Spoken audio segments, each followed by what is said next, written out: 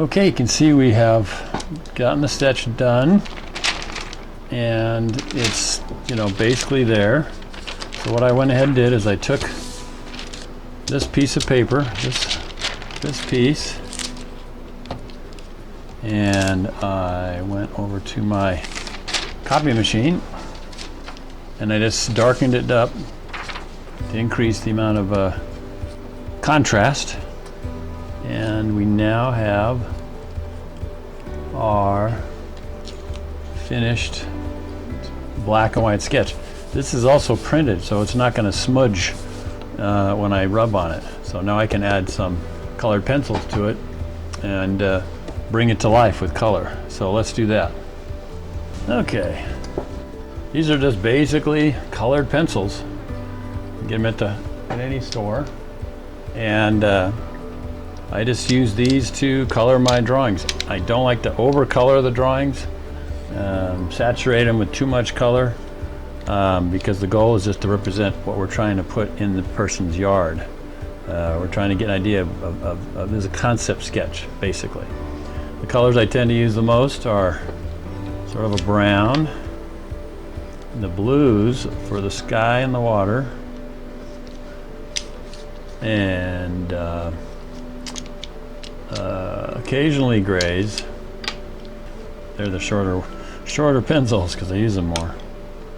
So that's light brown, that's dark brown, I guess, and a lighter green for the lighter plants. And then I also do a bright color for the little highlight colored plants as well. And usually it's not really natural color, but I try and get some nice contrasty ones for the leaves, and I'll show you that in a second. And the sandpaper I use to put under the paper to give me the kind of texturing from that.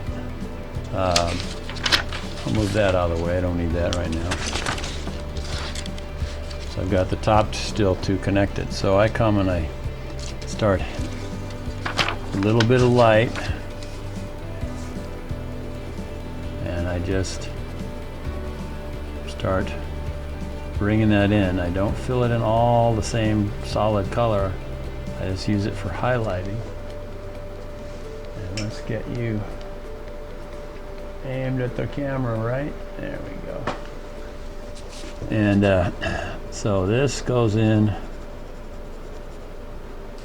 and it changes. I want to have dense, harsher colors, deeper, richer colors in the pockets. The tops also of the rocks, I try to leave light and not colored. Got our plants right here, so those going to need some color.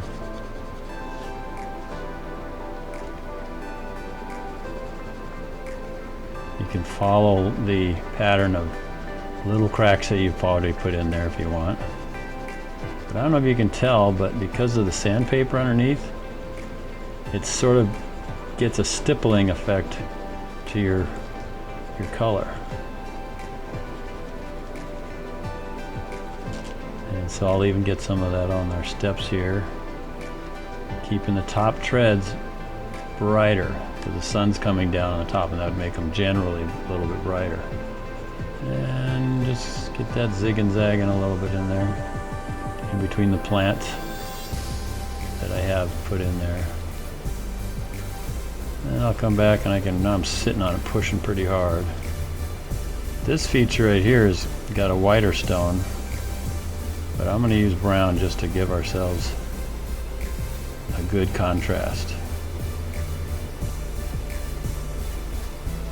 Because white's kind of hard to see as well, but it'll give the client a good idea of how it'll match, because that salt and pepper granite is pretty easy to match.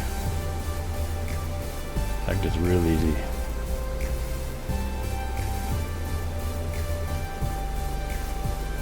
It's a couple spots you can hit pretty hard and get that dark contrast that shows depth.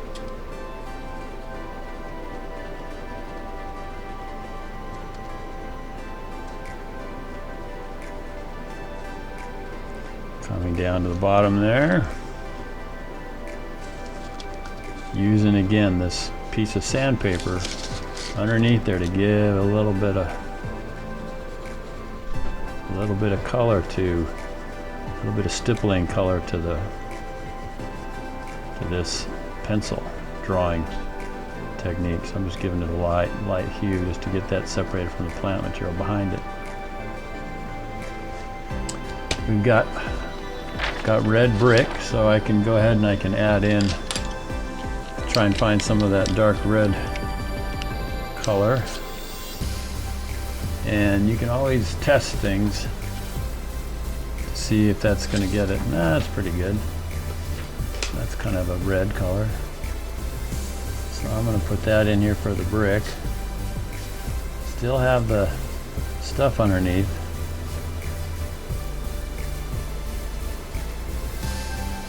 Use my pencil in the same direction as the bricks are. You can try that and see if it does a good job getting you the look you want. And I'm running out of patience.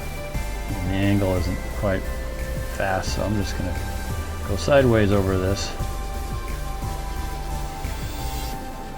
But that's sort of duplicating the red brick look.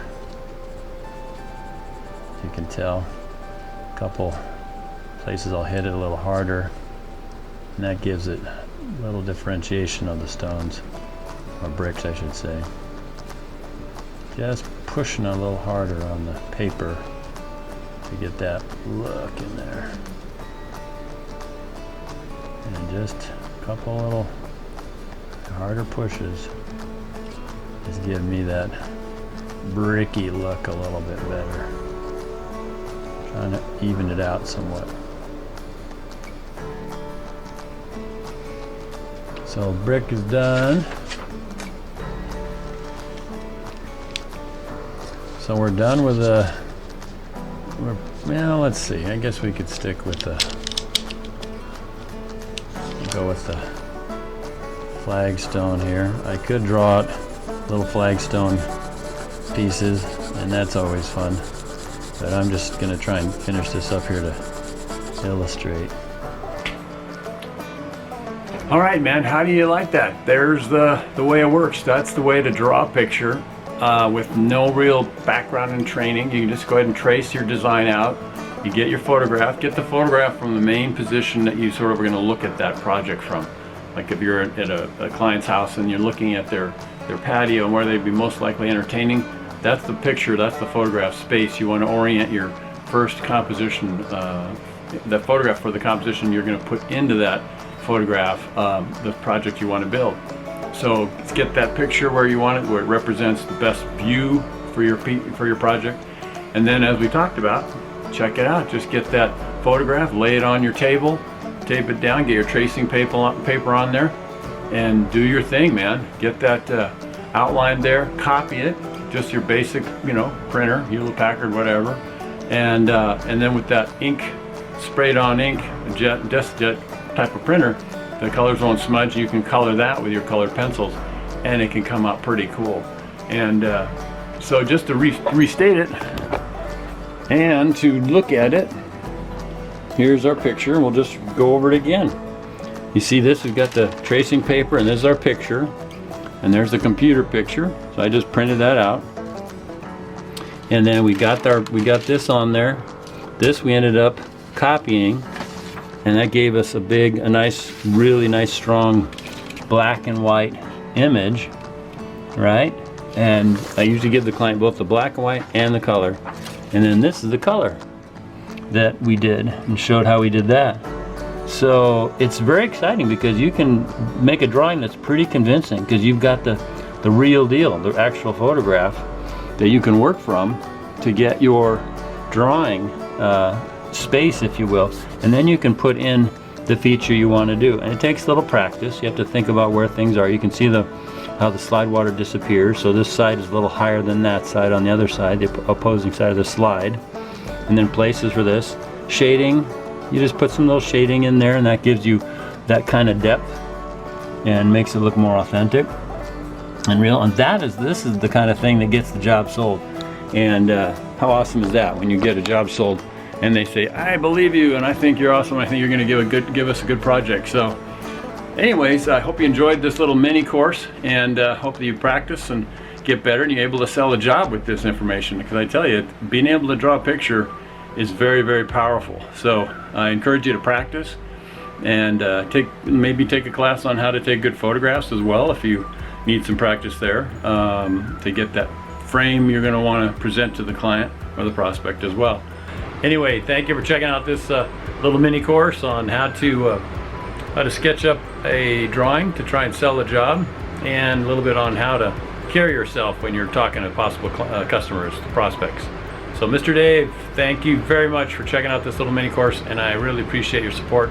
If you have any questions on this particular process or anything else in regards to Forex or small businesses or life in general, just let me know, and I'd be happy to help out in any way I can. So anyway, Mr. Dave signing off. God bless you. Thank you for your attention, and be thankful, be positive, be forgiving especially. You do that really well, and you have a life that is really full. So thank you so much, and God bless you. We will see you in the next course or the next adventure. Take care. Bye-bye.